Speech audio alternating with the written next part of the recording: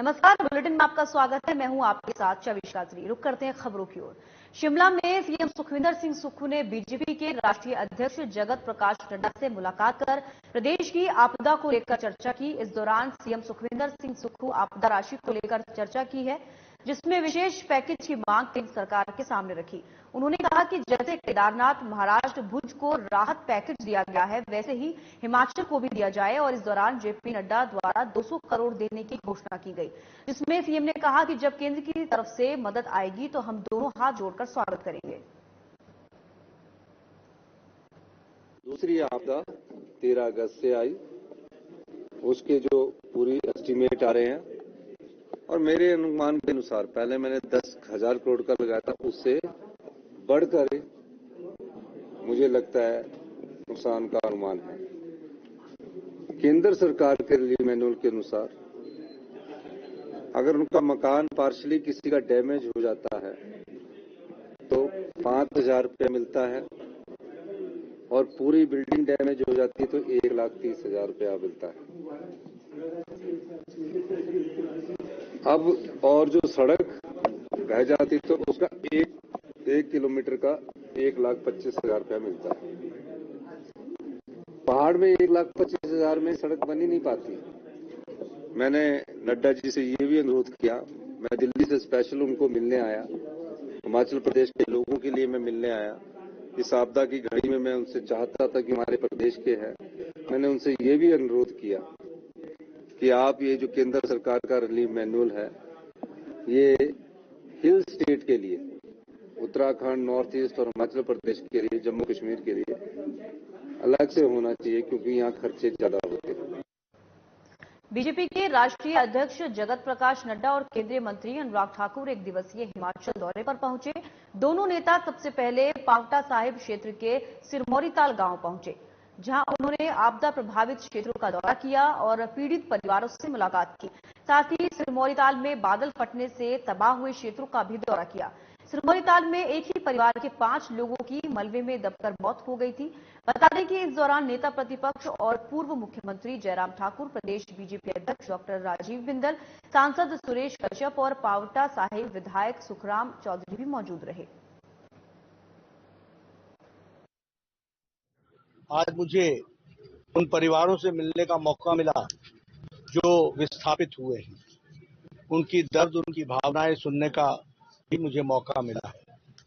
मैं अपनी ओर से, अपनी पार्टी की ओर से उनको ये विश्वास दिलाता हूं कि स्थानीय प्रशासन के साथ बात करके उनकी जो छोटी बातें, जो समस्याएं हैं, जो बॉटलनेक्स हैं उन समस्याओं की, उसके बारे में हमारे विधायक सुखराम जी के साथ, प्रशासन के साथ मिलकर हम सब लोग प्रयास करेंगे।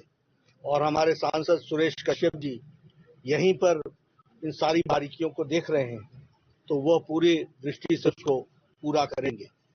और जो नाहन में, सिरमौर में जो डिस्ट्रिक्ट हेडक्वार्टर पर इससे जुड़े हुए कार्य हैं, उसको राजीव बिंदल जी भी देखेंगे और सुखराम जी और हमारे सुरेश कश्यप जी का भी उसमें योगदान रहेगा।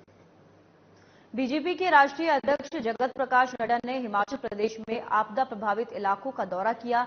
इसके बाद शिमला में प्रेस वार्ता के दौरान जगत प्रकाश नड्डा ने कहा कि वे आपदा में राजनीति के पक्ष में नहीं हैं। ये राजनीति नहीं बल्कि मानवता का विषय है। उन्होंने कहा कि इस आपदा की घड़ी में हम एकजुट होकर हिमाचल की सेवा करेंगे। जगत प्रकाश नड्डा ने आश्वासन दिया है कि हिमाचल प्रदेश को हर वह मदद दी जाएगी जो प्रदेश सरकार चाहती है। राष्ट्रीय आपदा घोषित करने के सवाल पर जेपी नड्डा ने कहा कि ये कोई आपदा घोषित करने का विषय नहीं है। हम ये आश्वासन दे रहे हैं कि सरकार जो मांगेगी उन्हें हर हालत में वह मदद दी जाएगी। हिमाचल प्रदेश बहुत बड़ी प्राकृतिक आपदा और प्राकृतिक त्रासदी से गुजर रहा है। जब मुझे अपने केंद्रीय मंत्री अनुराग ठाकुर जी के साथ, जयराम जी हमारे विपक्ष के नेता के साथ और हमारे प्रदेश अध्यक्ष डॉक्टर राजीव बिंदल के साथ इस प्राकृतिक आपदा में दूसरी बार उन घटनाओं को देखने का मौका मिला है, सच में ये हिमाचल प्रदेश के लिए बहुत ही दुखदायी भी है, चिंताजनक भी है और हिमाचल प्रदेश पिछले 1 महीने से जिस तरीके से नेचुरल कैलामिटी, प्राकृतिक आपदा, प्राकृतिक त्रासदी से गुजर रहा है, एक्सेसिव रेन्स के कारण, अधिकतम बारिश के कारण, वह हिमाचल प्रदेश राजभवन अब आम जनता के लिए खुल गया है। बारनस फोर्ट, जो अब राजभवन है, 1832 में निर्मित ब्रिटिश समय का एक विरासत भवन है। भारत पाकिस्तान के बीच में 1972 में हुए समझौते सहित इस भवन का ऐतिहासिक महत्व है। इसको लेकर राज्यपाल शिव प्रताप शुक्ल ने बताया कि राजभवन आम जनता के लिए प्रत्येक शनिवार और रविवार को दोपहर 2 बजे से शाम 5 बजे तक के लिए खुला रहेगा। साथ ही कहा है कि राष्ट्रपति ने राष्ट्रपति भवन को जनता के लिए खोलने का काम किया है और इसलिए राजभवन को जनता के लिए खोलने से जनता को यहां के ऐतिहासिक महत्व का पता लगेगा। राष्ट्रपति महोदया ने राष्ट्रपति भवन को जनता के लिए खोलने का काम किया था, जिसमें आप सभी लोग, हम सब लोग उपस्थित थे।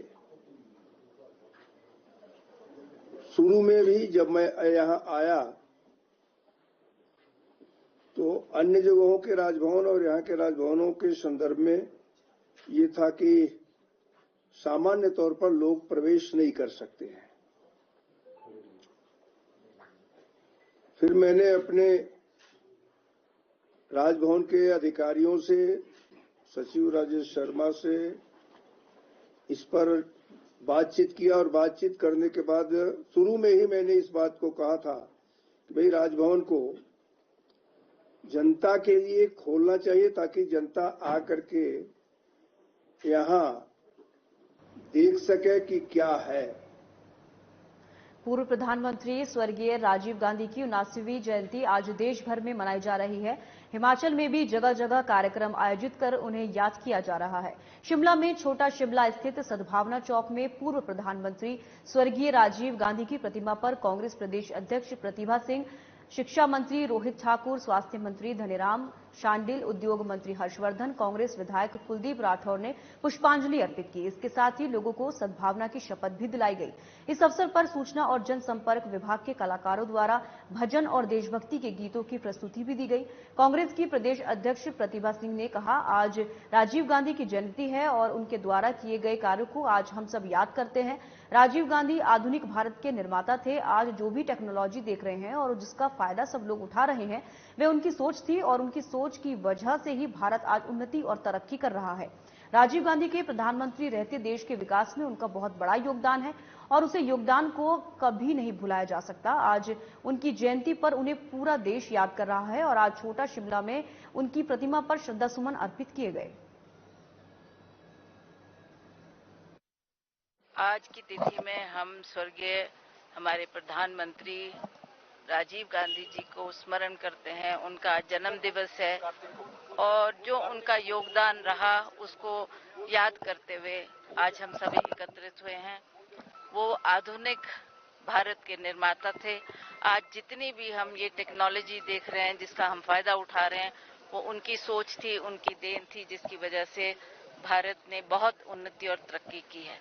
मैं सभी की तरफ से उनको श्रद्धा सुमन अर्पित करती हूँ और उस महान आत्मा को याद करती हूँ जिन्होंने हमारे भारतवर्ष को बहुत बहुत आगे बढ़ाया।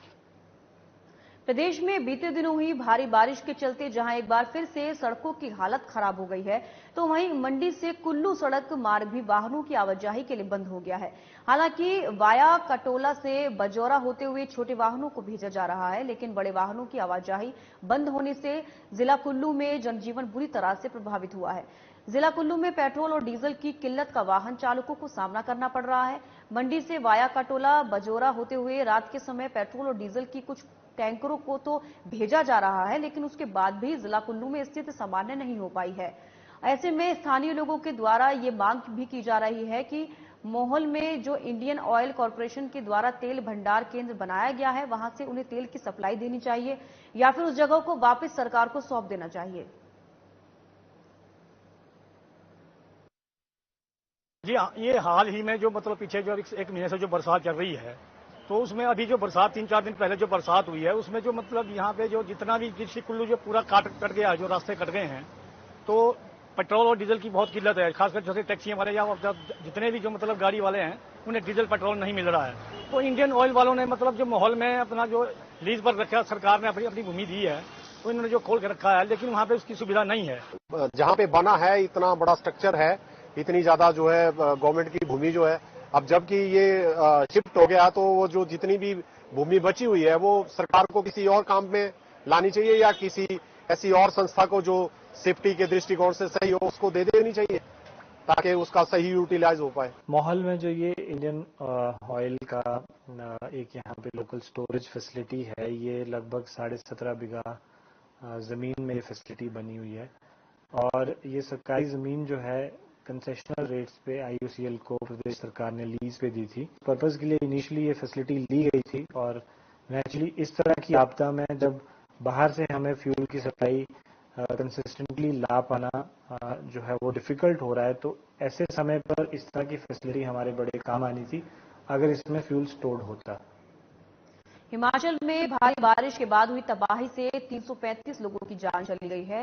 वहीं सैकड़ों लोग बेघर हो गए हैं। तबाही के मंजर के बाद हुए नुकसान से लगातार राष्ट्रीय आपदा घोषित करने की मांग की जा रही है। वहीं CPIM नेता नगर निगम शिमला के पूर्व महापौर संजय चौहान ने केंद्र सरकार से इसे राष्ट्रीय आपदा घोषित करने की मांग की है।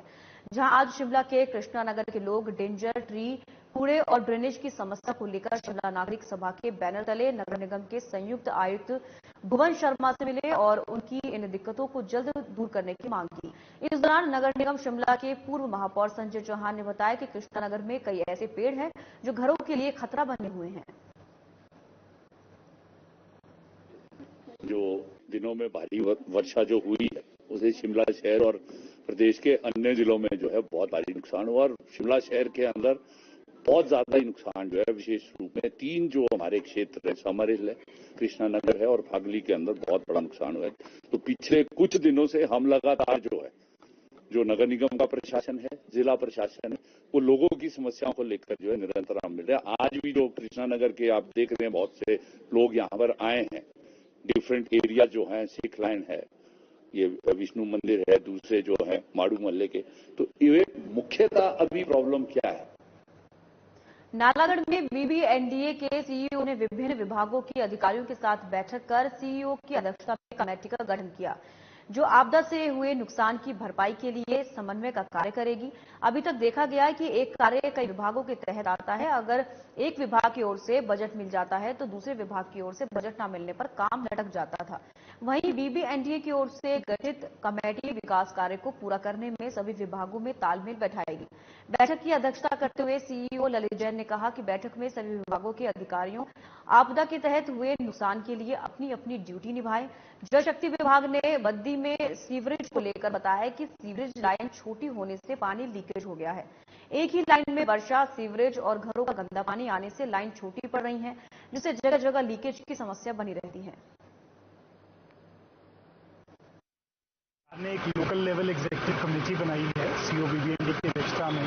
पर्पज यही है कि जितनी डिपार्टमेंट के काम हो रहे हैं उसकी कोऑर्डिनेशन हो सके। आज उसकी बैठक हुई है, हमने जो नुकसान है उसका जायजा भी लिया और डिफरेंट डिपार्टमेंट्स की जो ड्यूटीज लगानी थी वो लगाई।